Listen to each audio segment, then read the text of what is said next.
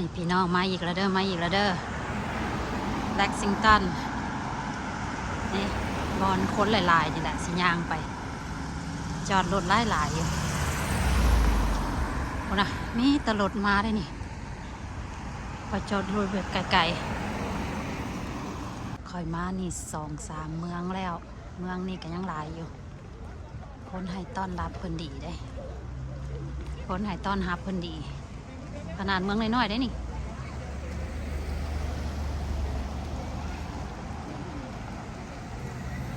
น้อยเจนนิเฟอร์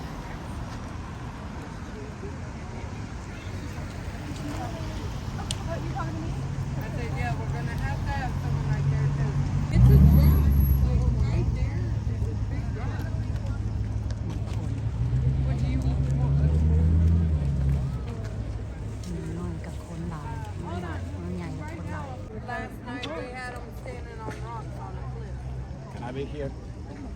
Hey, how are you? I told you I'd be hard to miss. Yes, So they're coming from that direction and they go down here. that's what I was saying. Yeah, that way. Hold on. Is service over? No. Oops, sorry. สิพาไปเบิ่งคนพี่น้องคน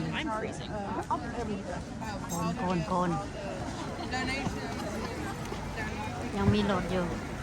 โดนเติบเพิ่นสิมา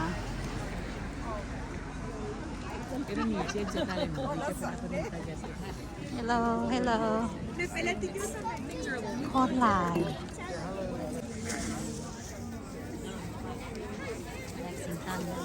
แล็กซิงตัน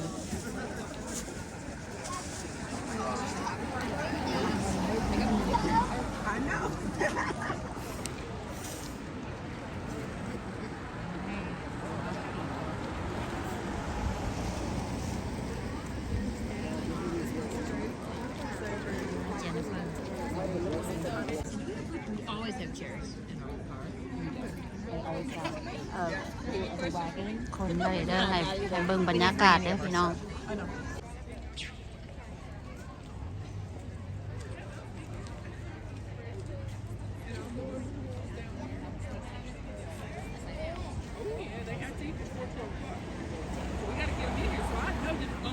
เขาเจ้าปิดหนทางแล้วเด้อนี่กำลังเริ่มปิดหนทางแล้วเด้อพี่น้องทางนี้ก็ปิดแล้วนี่ตำรวจปิดละสิไม่อยู่บอนไก่ๆคนหรอกก่อนเก็บภาพให้พี่น้องได้เบิ่งแกล้งๆคัก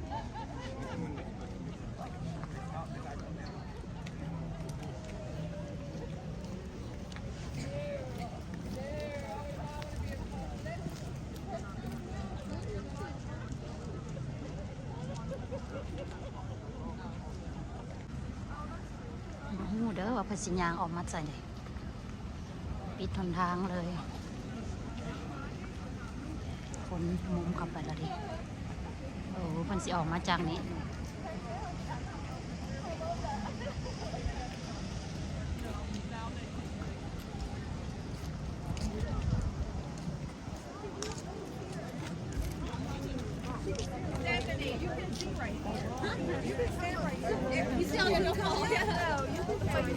Are y'all sure? If I lose, you see what? You can see. We can see. Excuse me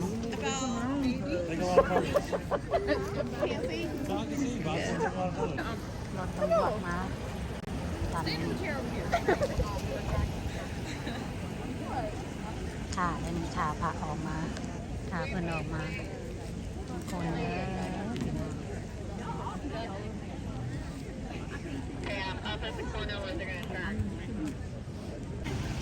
อะบรรยากาศพี่น้องรถตำรวจปกติหลังจากเพิ่นเข้าไปในแล้วเด้อเข้าไปในเพิ่นก็สิไปอันประเทศคือหยังอยู่แล็กซิงตันแล้วนี่เด้อพี่น้องคนก็หลาย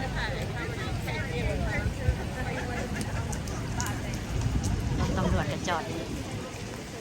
เจ้าเห็นแล้วก็เจ้ากระมือบางคนก็ได้ คอยกับสิได้กลับแหละประมาณนี้เด้อ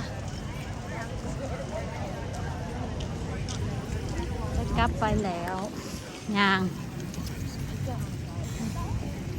อยู่แล็กซิงตันเด้อนี่เด้อมื้ออื่นเจอกันอยู่ไฮพอยต์อยู่ทอมัสวิลเพิ่นสิไปแวะทอมัสวิลมื้อแรงนี่แล้วมื้ออื่นประมาณนี้เด้อได้เห็นเพิ่นแล้วเด้โอเคย่างกลับบาทนี่ฝนตก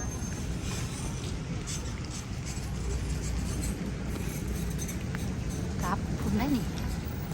ไก่เติบเด้ย่างกลับนี่คนไปไล่หลังจะไปเบิ่งก็จะเห็นแล้วก็จะแบบมือย่างกลับคืนจอดรถอยู่ไกลเติบ